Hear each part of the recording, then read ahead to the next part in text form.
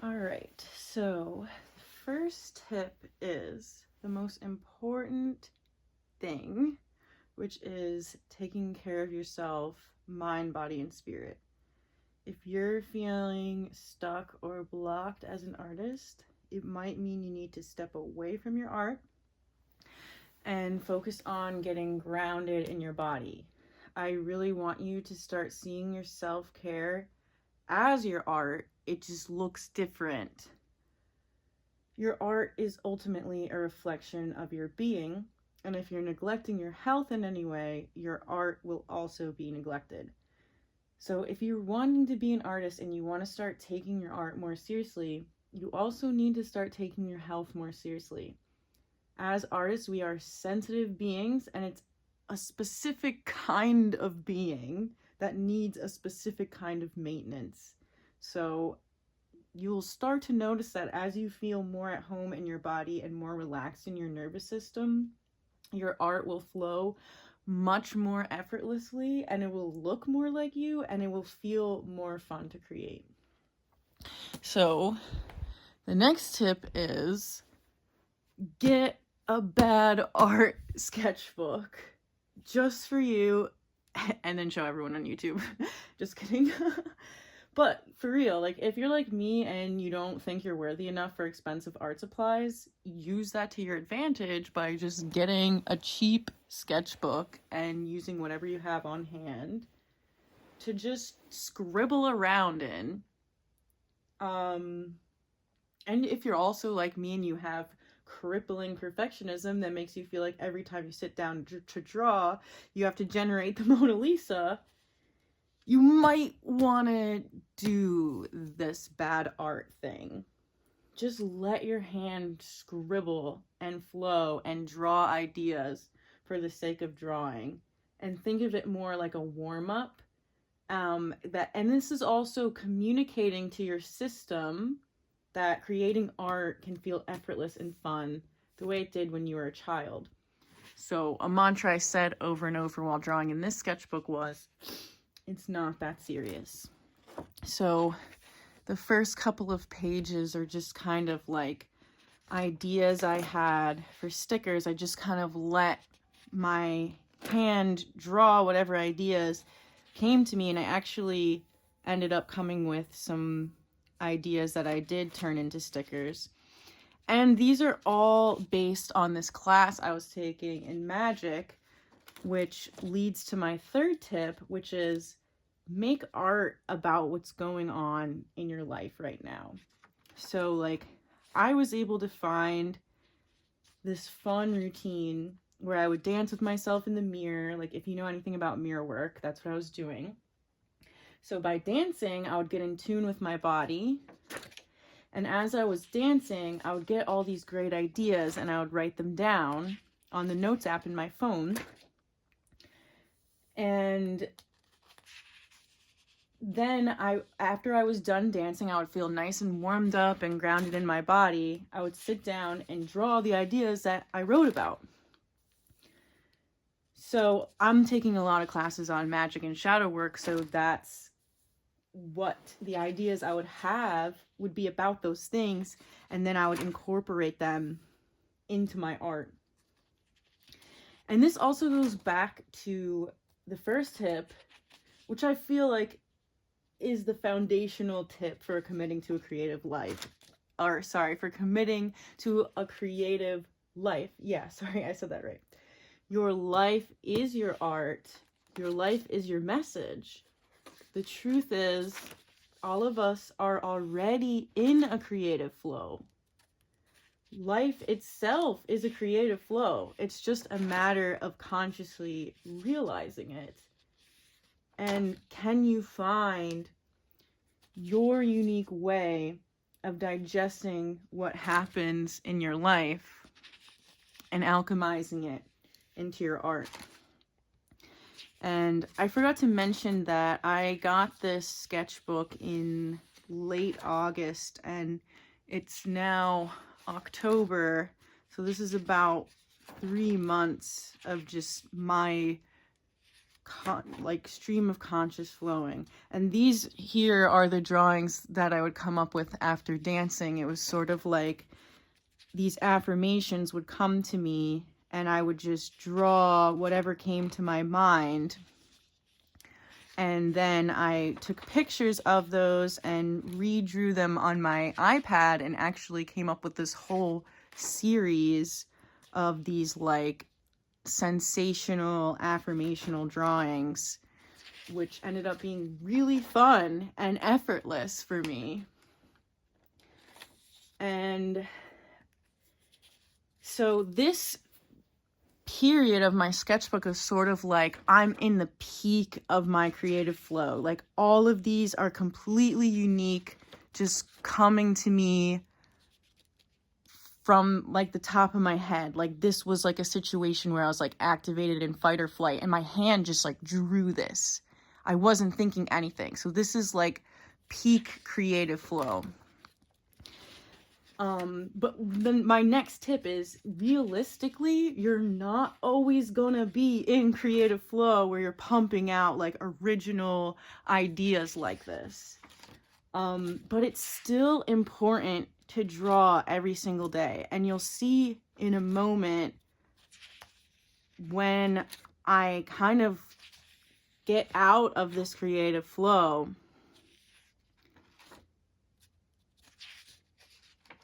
this, I think, was the end of it.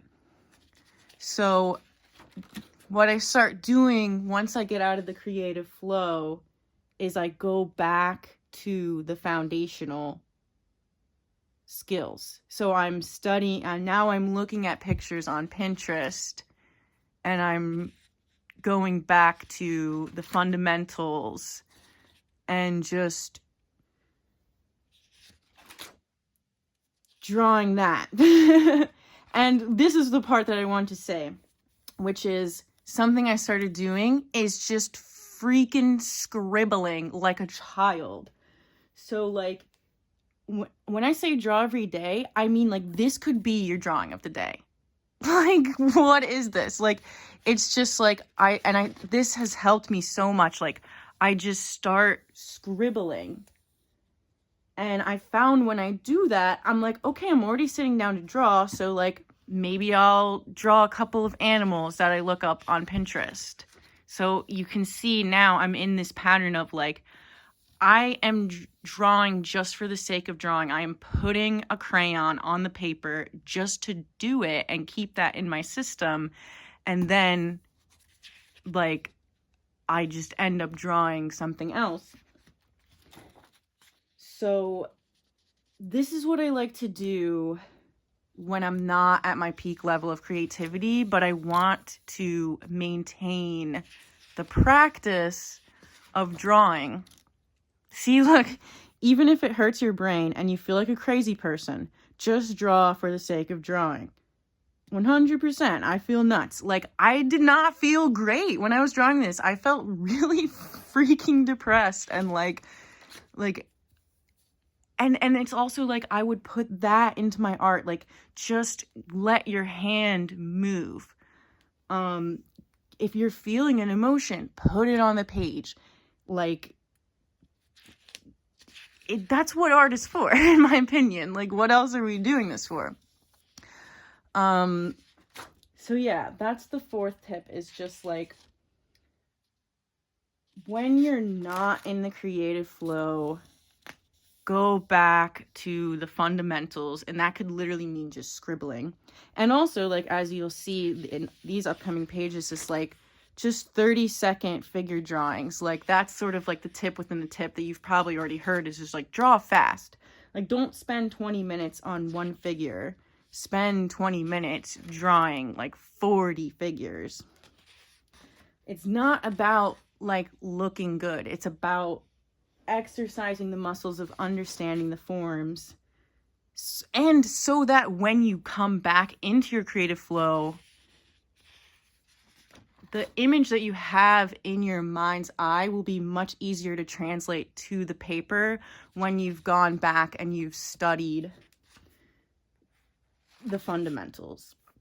So the fifth tip is I just really, really want to re-emphasize the first tip again, because that's how important it is.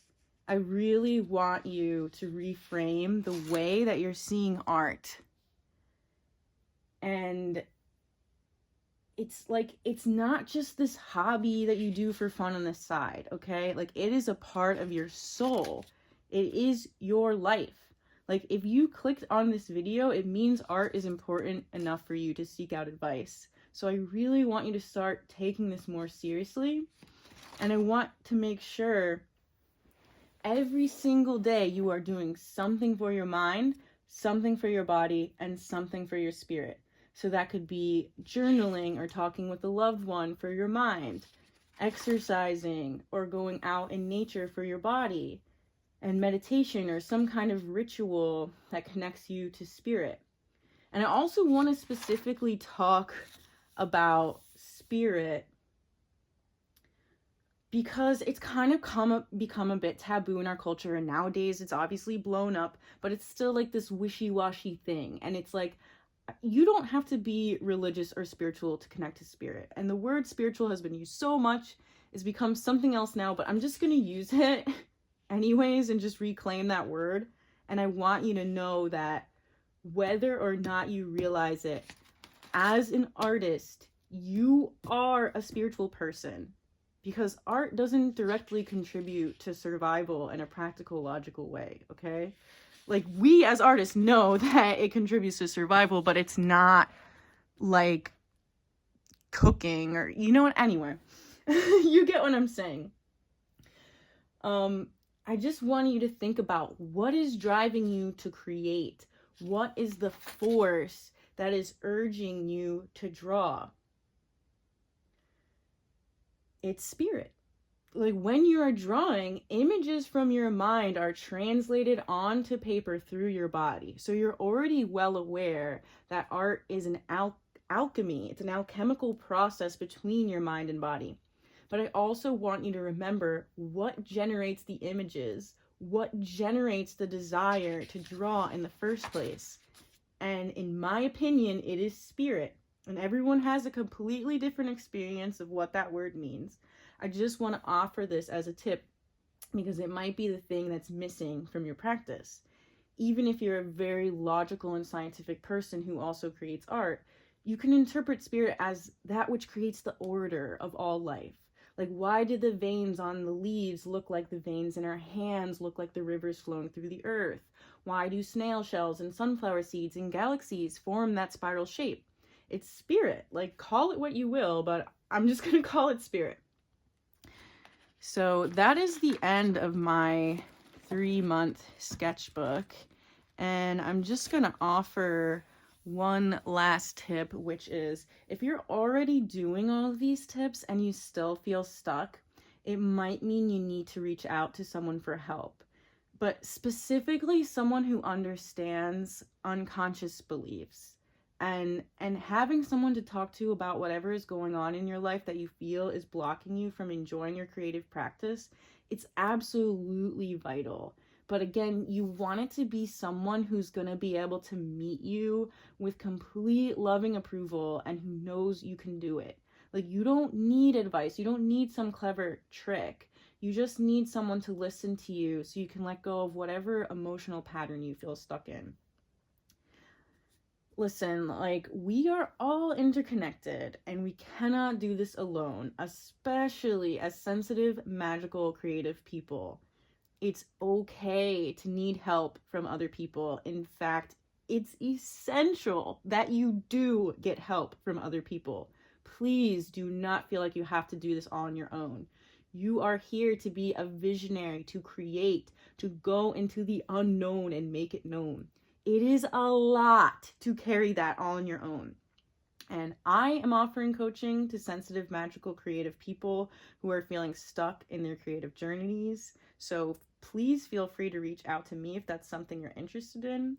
And if you already have someone in your life that you know can hold space for you, consider yourself very lucky, and please reach out to that person. Reach out to the people you trust and honestly express what's going on with you. It will free you and it will make you feel so much less trapped when you confide in someone else. So that's all for today. Thank you so much for watching. You got this. Go freaking draw, you little cutie.